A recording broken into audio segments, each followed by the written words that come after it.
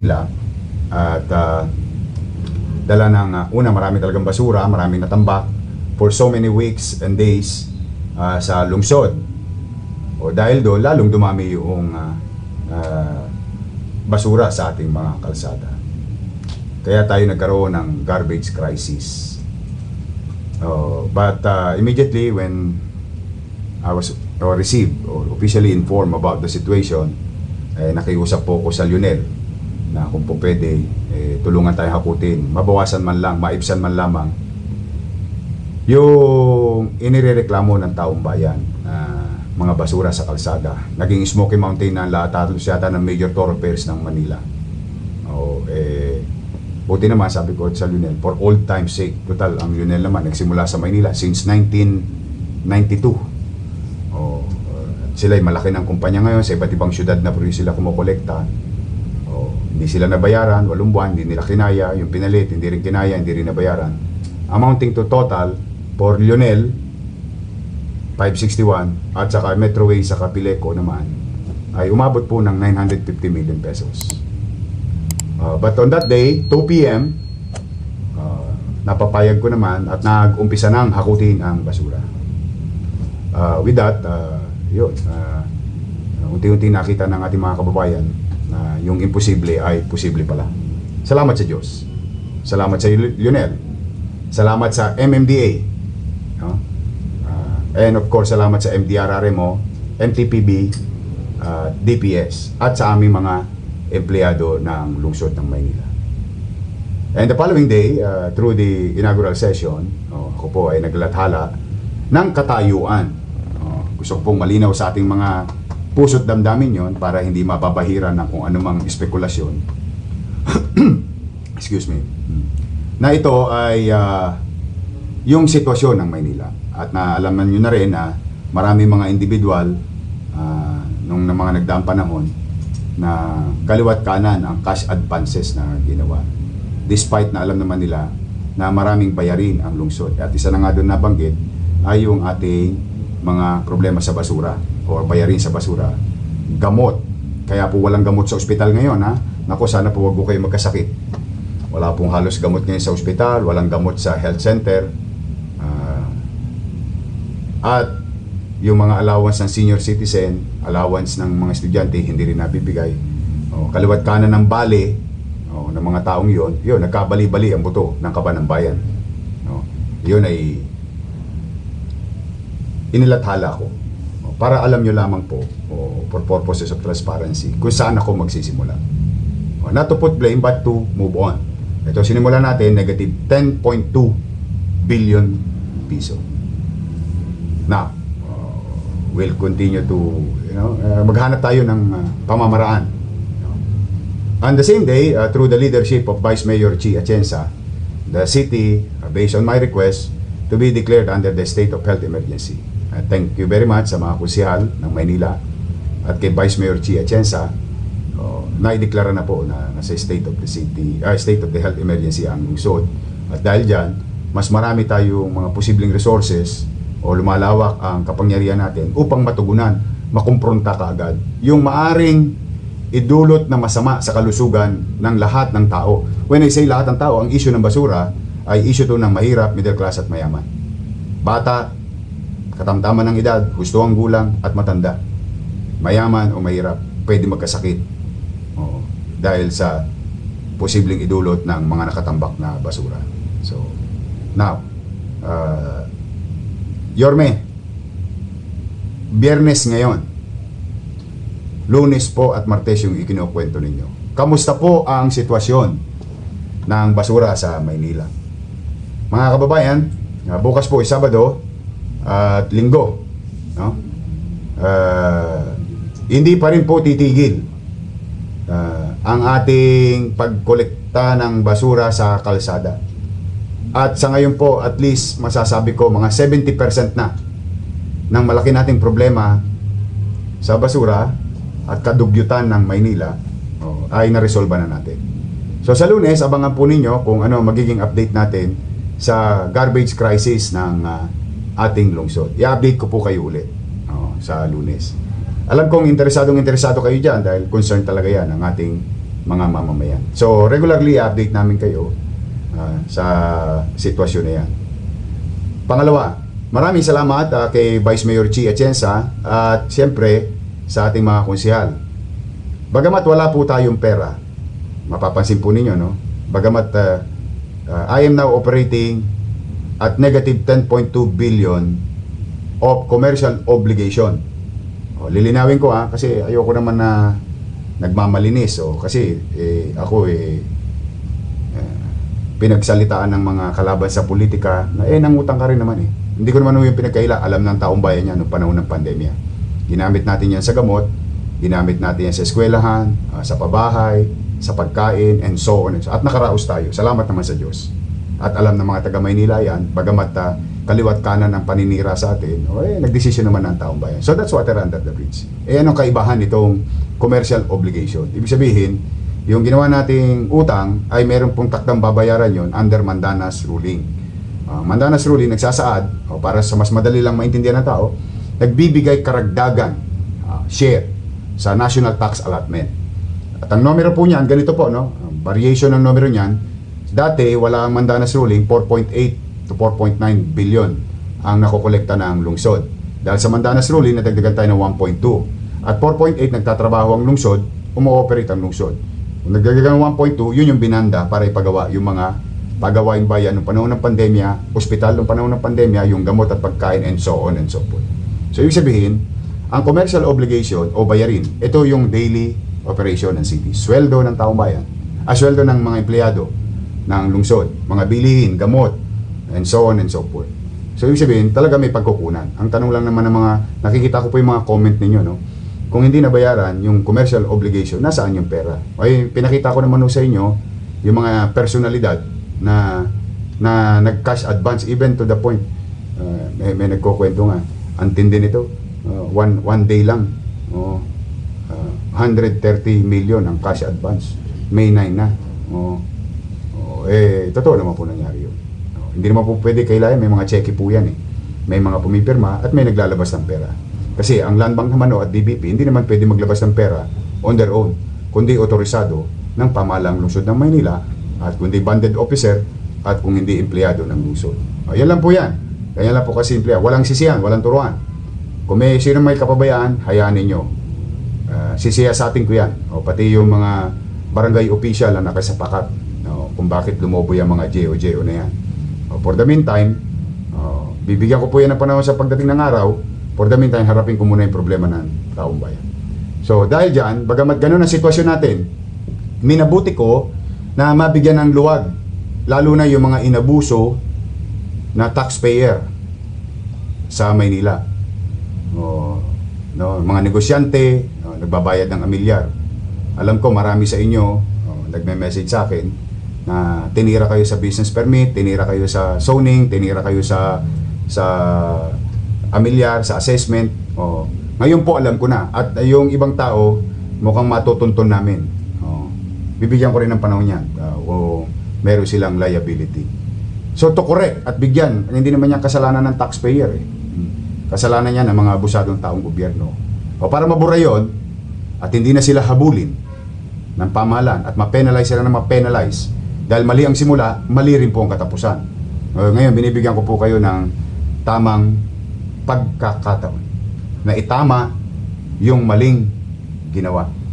We'll start anew. We'll start with zero. Mas maigi pa mag-start ng zero kaysa mag-start ng negative 10 billion. Kaya inaantabayanan ko na lamang, mabuti naman, magaling naman si Vice Mayor Chi Atienza at mga konsehal na bagong halal, naipasa na po agad yung ordinansa. Ipapublish lang po yun, at susunod noon, pipirmahan ko, batas na po siya. Na maaari nang i-avail. 6 na buwan po ito. No? So, ang epekto, anong epekto? Yung maling entry, pwedeng itama. Yung may penalty, wala na po. Burado na. Principal na lang. Yung may pagkakautang sa Maynila at na-penalize ng surcharges, mawawala. Principal lang. At yung mga taong ayaw magbayad ng buhis dahil wala silang tiwala sa gobyerno ng ilang taon. Ngayon po, pwede na po kayo magbayad ng buwis pero hindi kayo mape-penalize. Puro principal lang po. So yan ang epekto niyan, yung general tax amnesty na nirequest ko sa Sangguniang Panglungsod na aprubahan. Na-approve na po yan.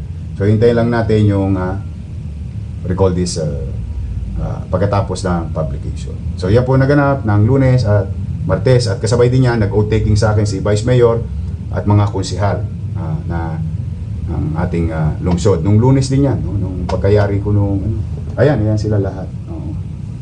Masaya naman, excited. Happy ako sa mga, ayan si former Lito Atienza, kasama natin. Masaya naman ang mood, very excited. At saka magaling yung konseho ngayon, very participative. No? So after ng taking, dire-diretso clean up. No? Ngayon, kung meron pa pong basura, ito, let me take this opportunity, balikan ko lang konti. No? Kung meron pa pong basura, i-comment nyo sa amin yung ating MPIO headed by EJ Talagtag. Talagtag nga ba? Talatag? Talagtag, sir. Talagtag. Talagtag. Happy birthday to you. Siya po ang head ng MPIO and the new team. Kasi po yung ibang MPIO dito nag-awol. Pero mananagot po sila sa batas kasi hindi naman pwede mag-awol. Absent without leave. Kami may mga tungkulin naman na kailangan namin tuklin. Yun po ang pinili nilang landas. In fact, kaya nakita nyo nung Monday, cellphone lang ang gamit namin. Wala po kami halos ito kable. Kung makikita nyo nga lang itsura dito, Diyos ko. But that's water under the bridge. We move on. So kung meron kayong mga basura pa dyan, i-comment nyo po. Nakaantabayo yung ating mga MPIO staff para malaman namin at maibigay namin sa ahensya ng lokal na pamahalaan at matugunan kagad. So, sumunod. Pinirmahan ko po mga executive order, almost 20 in that day. At dalawa na po kagad ang pinatutupad ngayon. Yung curfew sa minors. At marami po tayo. Kagabi, inimplement na po ng ating Director J. De La Puente. 10 ng mga kasamahan nating social worker sa lungsod ng Maynila. At tayo po ay we rescued about 112 minors, kasama ang ating Manila Police District through the leadership of Director J. De La Puente, ang bagong direktor ng Manila Social Welfare natin. Yan po. Kaya mga bata, logdo na. Pag alas 10, sok pa na kayo sa oblo. Hindi ko po ito ginagawa. Sa totoo lang po, pwede ko naman po itong ikipit balikat. Sa mga magulang na nanonood, yung alam ko, ibang anak ninyo, sumasalungat sa inyo. Ito naman ginagawa namin bilang pangalawang magulang, bilang inyong ama sa lungsod. Na wag mapariwara yung ating mga minor de edad na anak. Minsan, hindi naman talaga sumasama sa rumble. Dahil may rumble, nakatambay pa sa kanto, alas 11 ng gabi, alauna ng madaling araw, sila din nabibiktima. Yung iba naman, hindi patuloy, sumasabak na sa riot. Maraming beses nangyari yan nung nagdaang linggo, buwan, at nung mga 2 years ago at a year ago. But we wanted to bring peace and order in our city and we wanted to take care of our minors. Hindi natitigil yan. Kaya mga atabs, sok pa na sa oblo ng highballs. Kasi para sa inyo yan, hindi naman para sa akin. Mahal namin kayo. Kaya lang, kailangan natin magdisiplina. Yun naman ang importante. So may curfew na sa Manila. At yan ay patuloy na ipatutupad. Tapos, ito ang ating 10-year plan na isinilahad ko rin sa ating lungsod. Katulad ng ipinangako ko sa inyo sa kampanya, tayo, loobin nawa ng Diyos, bigyan ng taong bayan na manatili hanggang 10 taon or 9 na taon technically, but we will plan the city's development for the next 10 years. Ayan yung saan tutungo yan. Mga major, una, yung pinagawa ko noong 2021 na lumabas ng 2022 ay inumpisahan at natapos ng kailan na hindi naman din inadapt yung ating citywide master plan, drainage master plan. Sa Lunes po, nakuha na po namin na nangangamoy amag na po yung dokumento. Sayang, nagbayad pa ang pamahalang lungsod dyan para aralin. So when you say master plan, yan na po yung buong drainage system ng lungsod. Pinaplano na po. Para nang sa ganoon, pag may pagagawa ang DPWH, according sa master plan. Pag may pagagawa ang MMDA, according sa master plan. Pag may pagagawa ang City of Manila, according to the master plan ng drainage system natin. Yan ay pangmatagalang tugon, sagot at solusyon sa madalas na pagbaha ng Maynila. Okay? Now, tanong, Yorme, gaano katagal i-implement yan? Matagal po. Ako na po ang nag-aabiso. Matagal po. Pero ang maganda dyan, may Biblia na. Kung may kukumpara ko man. Metaphorically speak, may guide na ang lahat. So, ngayon, hindi katulad nung mga pagawain, gawa dito, gawa doon, tapos hindi pala magkausap, baha pa rin.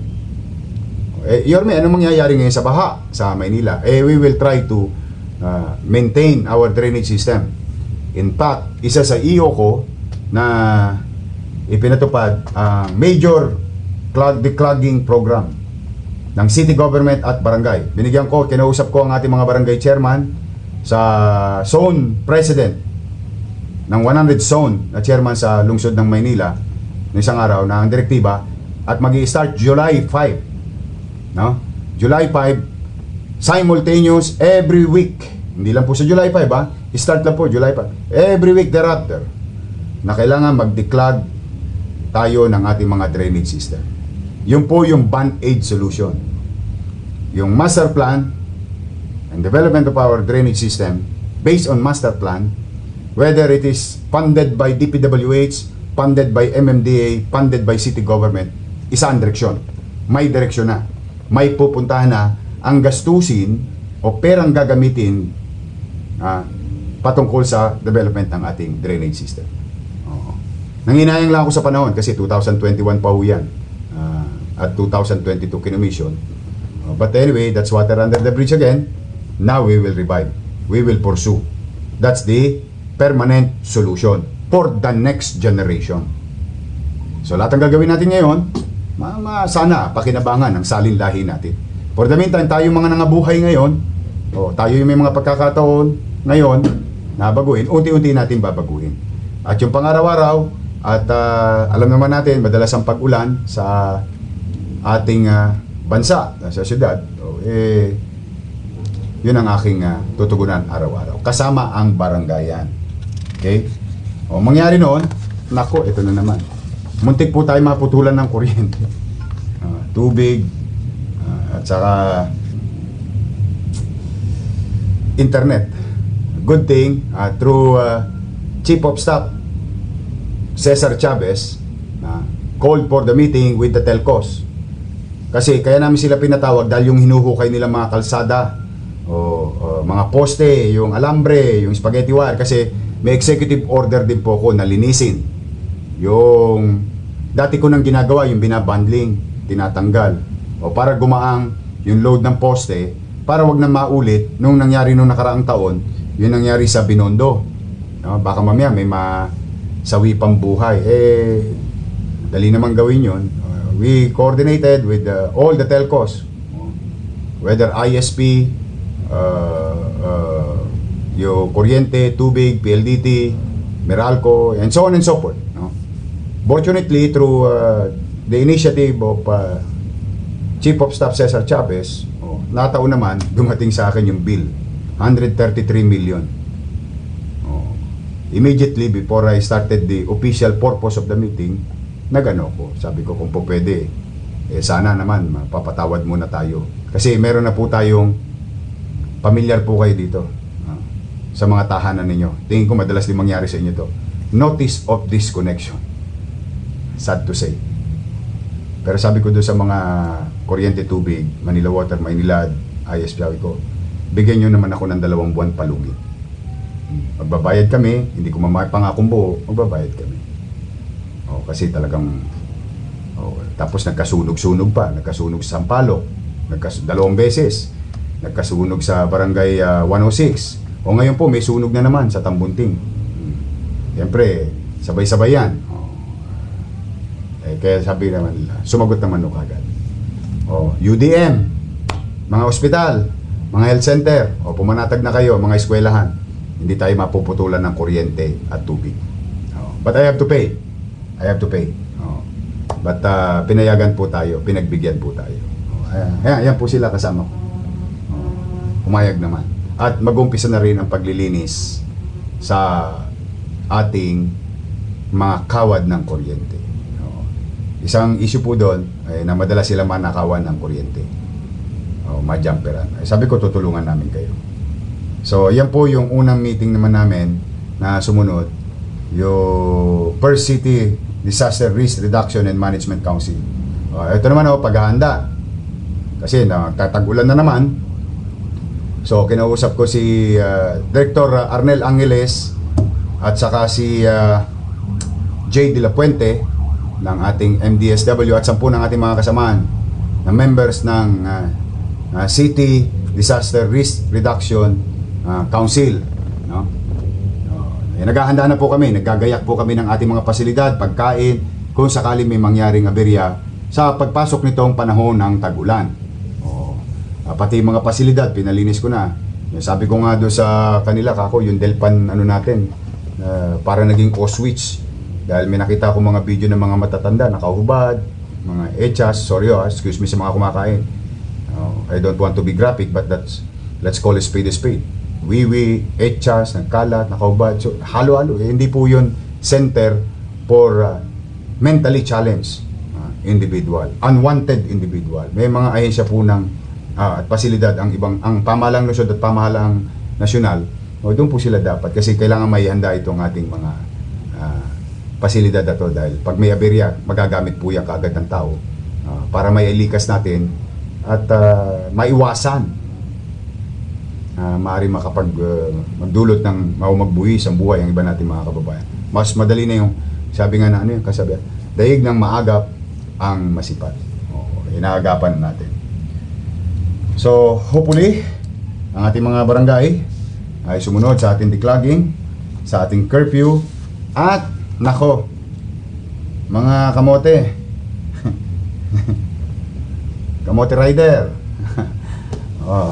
pinatupad ko na po nako, nagsimula na kagabi, magaling tong si De Leon, pinatupad na natin yung mga maingay na, yung tinetext nyo sa akin, mga Batang Maynila, yung message nyo sa akin sa PM, private message sa Facebook. Tinugunan ko na po, pina-implement ko na po yung doon sa maiingay na muffler. Kagabi marami na nahuli, naka 18 po kagad. Ang mahal pala noon. May nahuli kagabi, magkano 50 mil? Akrapovic, sir. Anong tawag doon sa brand na yun? Akrapovic. Akrapovic. O yun, basta Akapogi daw. Akapogi ba? Akrapovic, sir. Ayun, kung ano man yun. Mas mahal pa yung muffler kaysa sa motor. Wag na. Alam niyo, inirereklamo kayo ng taong bayan. Yung taong bayan matutulog, madaling araw. Pagod, galing sa trabaho. O dadaan kayo, ang ingay ng motor. Magkakarirahan kayo. Unang-una, baka ma-aksidente kayo. Pangalawa, what's the point? Pare-pareho kami. Ako, may kilala akong babae. Mahilig din sa motor. Yan si Mocha Uson. Nagmo-motor din yan. Ako, nagmo-motor din. Ako, may Steed 400 ako nung araw saka Kawasaki CXR. May mga kami, mga bike lover, mga riders din kami. Kaya lang, may responsibilidad din po tayo sa ating komunidad. Talaga naman napakaingay. Nahuli na po yung mga tao. Wag na po kayo sanang susunod na mahuli. Mahirapan din kayo sa Maynila kasi katakot-takot ang checkpoint. Kung meron kayong pictures dyan, pakita nyo, kami nila General Guzman. Naglagay na ako ng mga checkpoint sa ingress-egress ng ating syudad at sa loob ng syudad. Base sa direktiba ni General Torre ng Chief PNP ng pulis nasa kalsada pati gabi in line with the direction lahat tayo sa kalsada, kaya mahuhuli din kayo one way or another kasi yung pulis nasa kalsada na ngayon. So wag nyo nang balakin kasi may issue kayo ng OBR. Nakalabing-8 kagabi si Colonel De Leon at si Major Mababang Loob na na mga violators. So, OBR is Ordinance Violation Receipt. At palaki ng palaki po yan yung yung penalty from 1,000 to 2,000 to 3,000. Kumpiskado pa yung mo, sayang naman yung pera. Itabi nyo na lang yan as savings. Okay? O ngayon, congratulations, General Guzman, and to the officers, members of the Manila Police District, the men and women of Manila Police District, the Manila's finest. No? Na-apprehend po yung top 1, not only in Manila but in the entire region, most wanted, no, ng buong NCR. Na-present po natin kanina, pero ito po ay nahuli ng ating police upon assumption natin bilang mayor July 1, no? 18 years po siyang nakatakas o nagtago, pero may pending case po siya na tinakbuhan sa branch 7 kay Judge Estoesta. Ngayon po nakuha siya ng Manila Police District. Kaya sabi ko nga, congratulations to Major Kevin Ray D. Bautista, head ng DPIOU. So, ano po ang lesson? You cannot escape the long arm of the law. 2, ito po, policy direction. Maaring hindi ko kayo mapigilang gumawa ng krimen at makatakas kayo after committing the crime.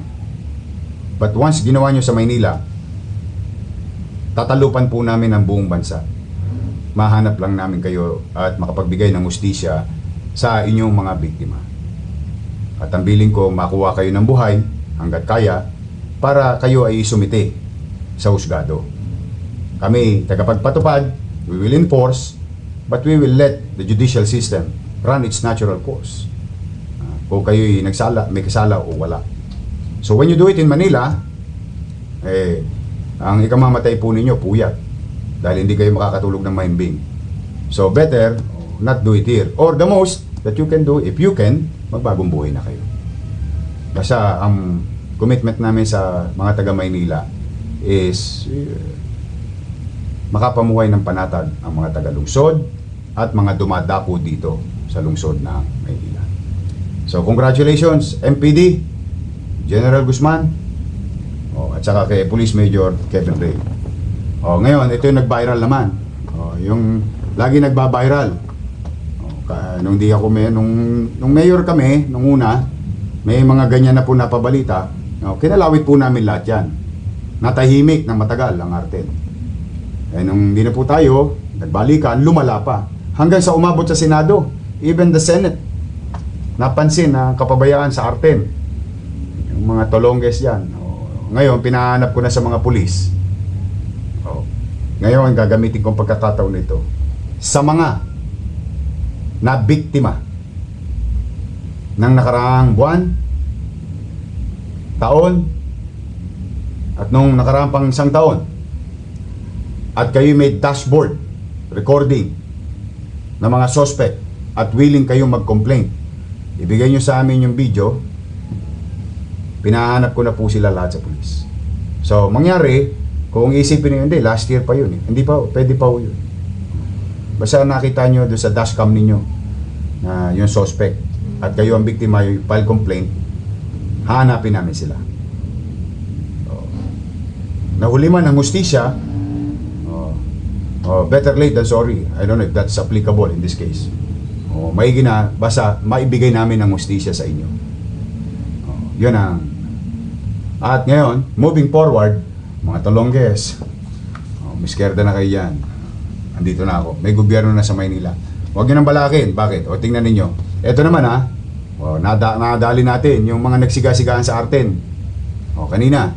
Kaya lang, wala naman ng complainant. But I want them to be invited in City Hall. To show to them na may gobyerno na sa Maynila. Piano ko lang naman sa kamay. Alam mo naman, siyempre, tatay din naman ako, magulang din naman ako. Nakakapanginaya, lalaki ng mga katawan Sabi ko, kung po pwede, magtrabaho na lang sila sa gobyerno. Yung isa kasi may trabaho, yung isa naman walang trabaho. Bigyan natin ng pagkakataon. Wala namang complainant, pero gusto ko i-prove sa kanila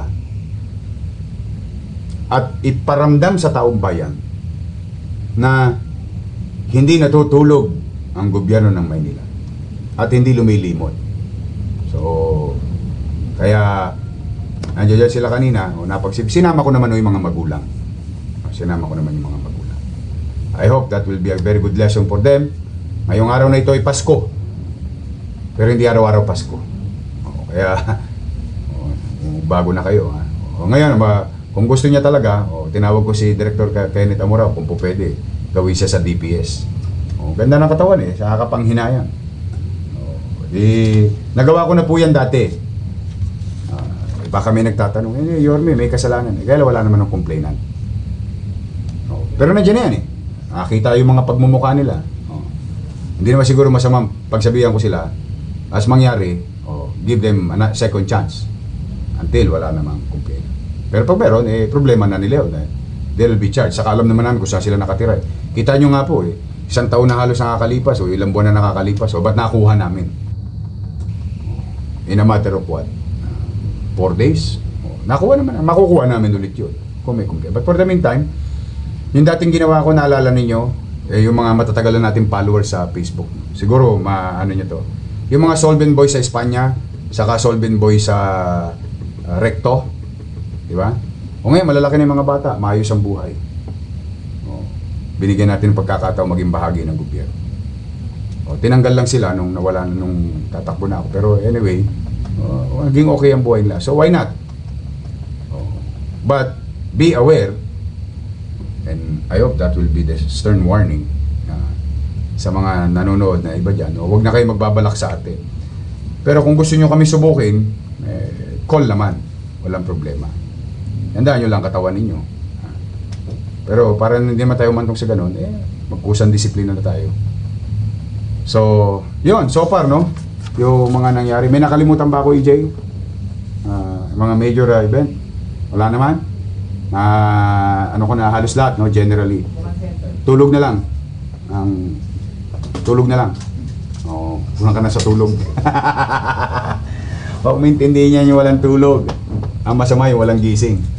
So, anyway, marami kaming update and so on and so forth. But generally, yun yung nangyari. But the most important thing for this week is I'm hoping and praying, God willing, bigyan kami lakas ng pangangatawa sa ng aking mga kasamahan na naglilingkod sa inyo, ng mga empleyado namin, na by Monday, update ko kayo kung ano ang garbage crisis situation natin. And second, i-update ko kayo, i-update ko kayo sa nga pala yung gamot, wala pa akong gamot halos sa ospital, yung 6 na ospital, wala pong gamot. Hindi ko na po yan kinukubli, ako na po ang mayor. Pero inaamin ko na sa inyo, yung dinatnan ko talaga wala dahil pull out na rin po yung mga supplier. I'm gonna talk to them. And I'm going to be reasonable to them. I will reason and I will state the real situation, and maybe they're going to be reasonable. I really don't know. I cannot commit that to you. Hindi ko kayan may pangako ngayon sa inyo. Pero gagawin ko ng paraan. At i-update ko rin kayo next week para yung gamot natin sa 6 na ospital at mga health center. Kasi pag nadali ko yung basura, maliwalas, nadali ko yung peace and order, panatag, yung gamot naman para sa may mga sakit at mga ngailangan ng maintenance. Ang isusunod ko naman, yung ating fiscal problem. Madalit salita, pananalapi. Yun naman yung susunod ko. Tapos, yung mga nag-a-apply ng pabahay, pumanatag kayo. Pinare-review ko na po yung mga awardee nila kasi napansin ko po, marami sa awardee nila, konsihal, mga abogado rito sa City Hall, mga staff ng congressman, ang binigyan nila ng award, lalo na dyan sa San Sebastian, saka San Lazaro, at saka yung mga malalapit sa kusina. Pinare-review ko na po yan. Kakanseling ko po lahat yan kapag napatunayan kung hindi naman sila nangangailangan ng pabahay. Kasi ang pabahay, dinisign ko po yan para sa mga walang sariling tahanan. Hindi para sa staff ng congressman. Hindi para sa staff ni Superman. o sino mang mga malalapit sa kusina. Kasi marami nagme-message sa akin paano makaka-avail. May pamamaraang tama ayon sa ginawa kong ordinansa nung araw. Inabuso at hindi po totoo at po pwede na rent to own yan. Kasi wala pong titulo yan. And that is the only way for me to protect the taxpayers' money para hindi yan maibenta, para hindi yan maubuso. Pagpasensya nyo na po ko na wala po ko ng 3 taon. May mga umabuso. Tao ng isang malaking opisyal dito. Lawyer. Mga bata nyo. Pati konsihal. Dumiskarte. Basta lahat po yan nire-review ko. Ginagawa na po ngayon. At pag meron ng abuso, ididemanda ko po. Criminally and administratively. Kasi yan ay nilaan ko sa mamamayan. So sa mga nag-a-apply sa pabahay, nag-apply po kayo. Katulad ng ginawa ko dati, inirapol ko base na dahil kayo na pre-qualify na interview na. Nag-oath na. Ang hindi nila alam, kailangan nila mag-oath, kailangan nila mag-promise, ipapatunay na wala silang sariling bahay. That's one. And all other things. So, sa mga pabahay natin, tabayanan nyo lang. Daan-daan. Pero, ano na po, sukol na po. At ipapapangalan ko din yung mga nakakero. Katulad ng ginawa ko, yung cash advances, pinangalanan ko, pinakita ko picture. Ipapakita ko rin kung may konsyal. Ipapakita ko. No holy cow. Doon sa mga nag-abuso. Ayan, garanti ako sa inyo. Kaya kung ako sa inyo, kayo mga awardee, na alam nyo na hindi kayo dapat mabigyan ng award, isuko nyo na yan. Kasi kayo, pati kayo makakasuhan. Kasi nangako kayo at nagsabi kayo. Kasi pati mga barangay chairman. Alam ko, sabi sa inyo, hindi nyo may tatago yan. Ayaw nyo lang maniwala, mabubudol lang kayo. But be that as it may, we move on. And this we promise to you. We have 100% of our time. 2% of it will be dedicated going after to those who abuse you and abuse the city fund, abuse their authority administratively. 98% of it will dedicate our time to serve you, to find ways, to find solution with our grave fiscal problem o malubhang sakit, ICU na sitwasyon at malalang sitwasyon ng pananalapi ng lungsod. At ganoon din yung physical na problema ng lungsod. Pumanatag kayo, mga nanay tatay ko, mga lolo't lola ko, mga batang Maynila, may gobyerno na po sa Maynila.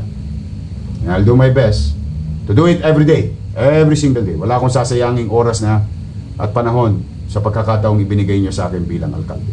Susulitin ko po hanggat kaya po. And if I'm not asking too much, please include me to your prayers and sa po ng aking mga kapwa empleyado ng lungsod na sana hindi magkasakit ang mga kasamahan ko. So magandang gabi sa inyong lahat, mga batang Maynila. See you next Friday for the Yormes Hour at yung surprise co-host natin, maganda, matalino, may asin pa. Yun ang surprise namin sa inyo next week. But in between that week, pag meron kami mga special na broadcast, iayag namin sa inyo. Chief of Staff, meron ka bang ano? Okay na yan. No? So, abangan nyo po yan. Again, ito na po ang bagong reporting ng pamahalaang lungsod ng Maynila. Yormes Hour, every single Friday, every week.